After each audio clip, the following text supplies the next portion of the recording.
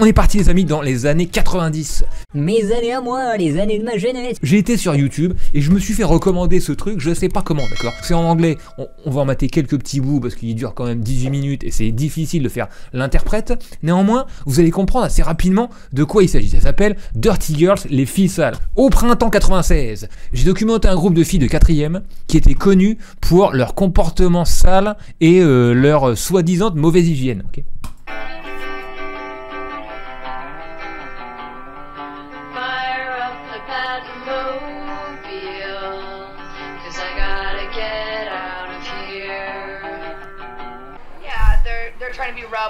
Et donc ils interviewent des élèves du lycée qui disent ouais, elles se douchent pas, elles essaient de faire les rebelles.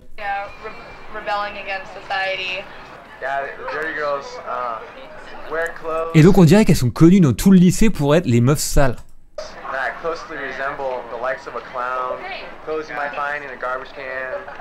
Elles sapent dans les trucs qu'elles ont trouvés dans les poubelles.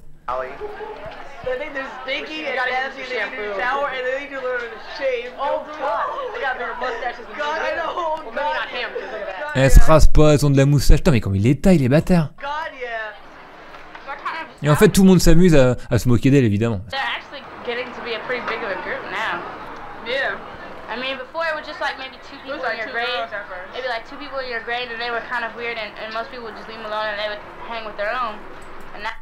Et les meufs elles disent, le groupe des meufs sales il grandit progressivement. Au début c'était une ou deux meufs sales tu vois, et elles faisaient leur truc mais elles ont été rejointes par d'autres.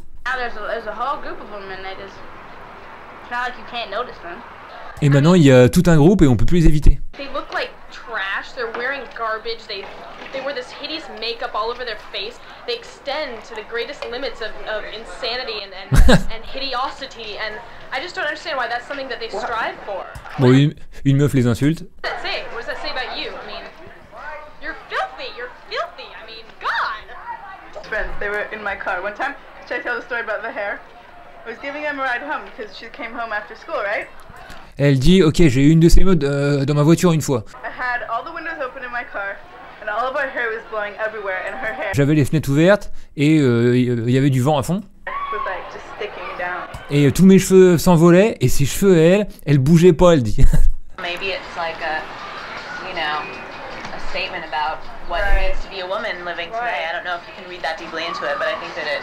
Et les meufs disent ouais, peut-être que c'est qu'elle veut dire quelque chose, que c'est une posture qui est prise pour critiquer les femmes d'aujourd'hui, comment ce qu'on attend d'elles et tout. Bon, elle dit qu'en fait elles sont pas seules, elles sont mises dans une catégorie parce qu'elles font pas attention, enfin elles essaient pas de ressembler aux autres meufs quoi. Et elles ont aussi fait un fanzine, c'est un mini magazine que tu fais toi-même, imprimé sur une page A4, tu fais un collage, tu le photocopies et tu le replies en 4 pour faire plusieurs pages et tu peux le distribuer à tes potes après. Avec des poèmes, des photos, des collages et tout.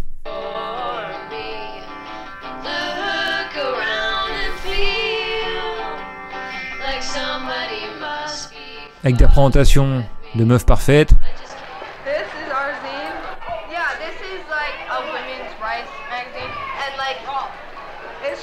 Elle décrit son truc comme un zine pour les droits des femmes.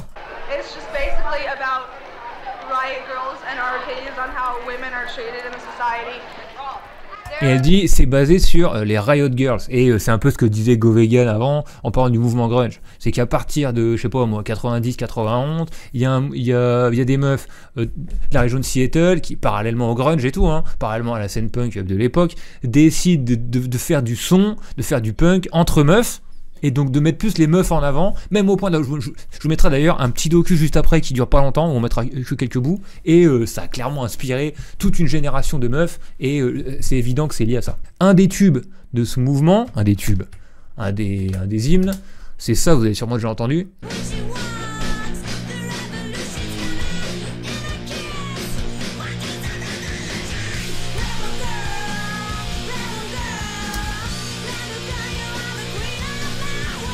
Ça s'est formé principalement autour de ce groupe Bikini Kill avec la chanteuse Kathleen Hanna et donc c'est devenu un groupe mythique de ce mouvement-là, mais il y avait plein de groupes qui formaient autour, c'était pas le premier et c'est allé plus loin que ça. Et donc il y a tout un docu sur la chanteuse de Bikini Kill, The Punk Singer, c'est un super docu, c'est tout en anglais, et là c'est la bande-annonce, elle dure 4 minutes, je peux vous la mettre en entier en faisant l'interprète.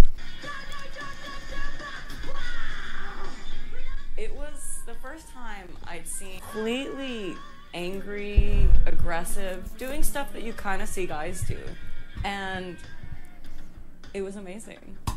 Ça c'est une meuf, une pionnière aussi qui parle d'elle, elle est dans le groupe Bratmobile. Stuff that you kind of see guys do.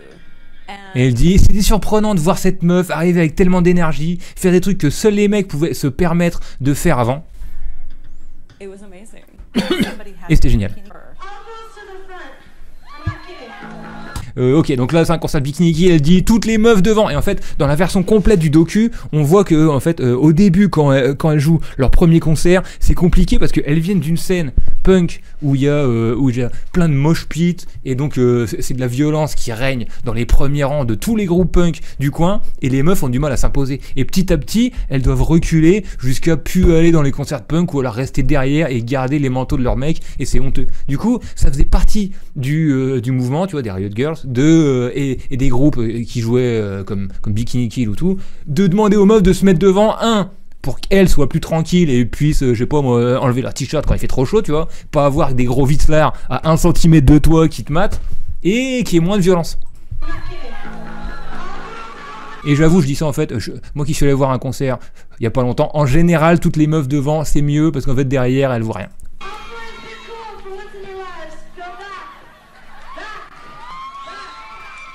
Girls to the front. That is the thing that never happened before. Elle dit, c'est ça qui était nouveau, les meufs devant, les mecs avaient le droit d'être là, tu vois, mais ils pouvaient pas dominer la pièce.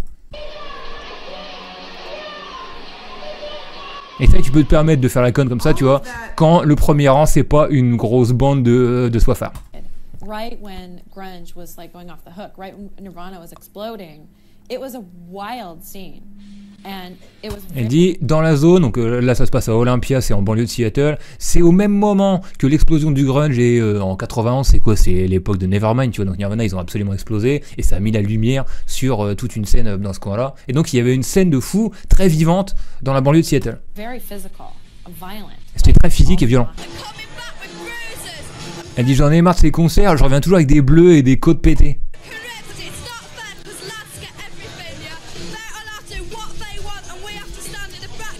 Genre là, la mat là, ça c'est un des premiers concerts et tu vois que des grosses têtes de gars habillés en cuir devant elle.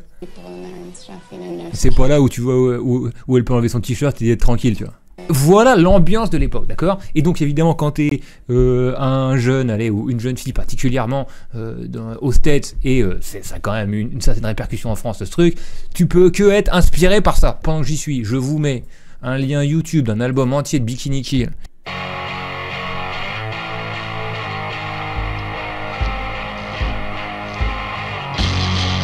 Ouf. Toute l'énergie elle est grave brute comme ça, le son de Seattle bien lent à l'époque. Ouais hein. Ça me fait grincer des dents.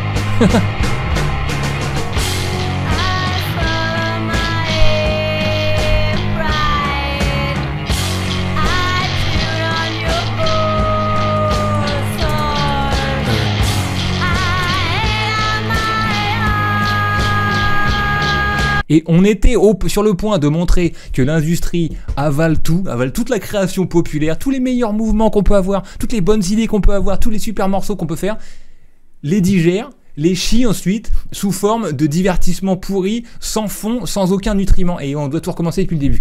Et maintenant je vous montre comment l'industrie transforme tout en cringe. Avec une vidéo d'Arte. Parce que c'est simple, tu crées un mouvement révolutionnaire, d'accord? Tu crées un mouvement féministe ou peu importe. Okay, tu t'exprimes, tu crois t'exprimer tranquillement. Tu crois avoir défriché quelque chose, porter des points de vue qu'il y avait autour de toi et qui ne pouvaient pas s'exprimer avant. Mais quand tu vois que tes idées et ton mouvement se retrouvent dans une chaîne de télé financée par l'Union Européenne, tu dis, attends, merde, qu'est-ce qui se passe? Qu'est-ce qui nous est arrivé? Les mots ont un sens différent selon la bouche qui les prononce, d'accord? Attends, musique de féminisme Arte. Voilà, c'est parti. I think of punk rock as an idea. And in 2013, to be putting out ça fait du mal de voir ce dîner de gala. Very much hates women is so fucking punk rock. Thank you, feminist press. Thank you. Et donc il y a tout un docu d'Arte quand les filles ont pris le pouvoir. Alors je regarde autour de moi, pourtant j'en vois pas trop. Si peut-être Elisabeth Borne a pris le pouvoir, mais sinon à part elle, tu vois, Thatcher peut-être. Pendant Marlène des Schiappa. décennies, le rock c'était avant tout une histoire d'hommes. Mais il y a 25 ans, des filles ont fait la révolution.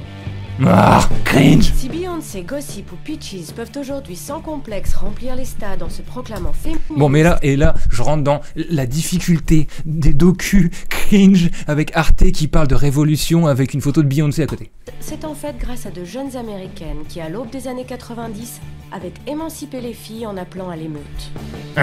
Et c'est pour ça qu'elles s'étaient donné le nom de Riot Girls. Un nom qui a fait des émules jusque dans les cathédrales moscovites. Oh. J'imagine que c'est les Pussy Riot, exactement. Et donc elles disent qu'elles sont inspirées des Riot Girls. Je veux bien le croire, hein, parce que voilà, bon, dans le côté disruptif, il y a ça, etc. Et en Russie, bon, c'est vrai que ça peut facilement marcher, même si maintenant, comment elle s'appelle, la meuf, la brune, la Nadezhda Tolokonikova, elle a entièrement capitulé en fait. Maintenant, elle est dans le porno et elle est entièrement au service des hommes. Mais bon, enfin, bon, ça va après. On va s'enfoncer dans le cringe encore plus profondément. Qu'est-ce qu'il y a maintenant? Conférence musicale Riot Girls avec le magazine Strasbourg Info. Donc il y a plein de bouquins qui sont sortis là-dessus, par des universitaires. Riot Girls, chronique d'une révolution punk féministe. Alors le monde n'a pas changé, je sais pas si vous avez remarqué. Le dialogue entre l'auteur et la journaliste Dernière Nouvelle d'Alsace, ponctué par des morceaux des années 90. Bref, il se base sur la nostalgie pour faire survivre ce truc et lui donner un autre sens peut-être plus commercial. Et mais moi, ce que je vois, c'est que du mal-être pour ceux qui aimaient bien cette musique à l'époque. Ah ouais, c'est vrai. Ça préparez-vous, c'est assez difficile. Bon, alors c'est des féministes, elles sont du bon côté, mais un hommage aux Riot Girls, comme ça, c'est dur.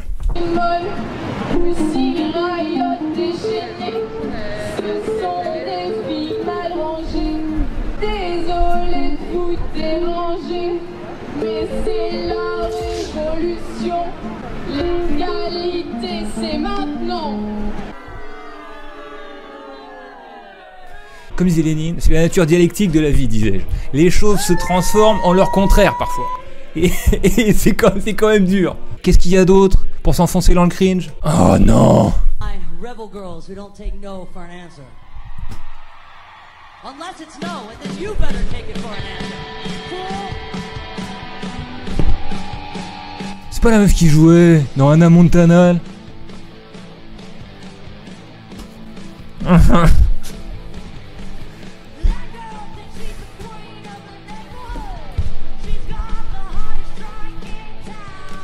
Mais Rebel Girl au Super Bowl en 2021 par la meuf de Disney. Bon bref, vous avez compris, d'accord. J'ai pas besoin d'aller plus loin. On peut s'arrêter là-dessus. Je pense que vous avez compris ce qui est devenu ce magnifique mouvement. Et j'espère que vous avez compris le besoin d'en créer un nouveau. Parce que la force qu'on a, nous, la force populaire qu'on a, celle du nombre, celle des masses, celle des gens en bas de l'échelle qui font tout, qui modifient constamment la matière. Les travailleurs de ce monde, plus précisément les travailleuses là, c'est que à chaque fois qu'on crée un truc, c'est bouffé par l'industrie et c'est rechié derrière où il reste plus rien que du commerce, d'accord? Et la force qu'on a, c'est qu'on peut tout le temps créer à l'infini. C'est-à-dire que des Riot Girls, on peut en recréer un demain, il n'y a aucun souci. Et tout ce qui sera bouffé par le capitalisme, on en fera un autre derrière, mieux, plus raffiné. En ayant appris des erreurs du passé, jusqu'à la victoire, ok?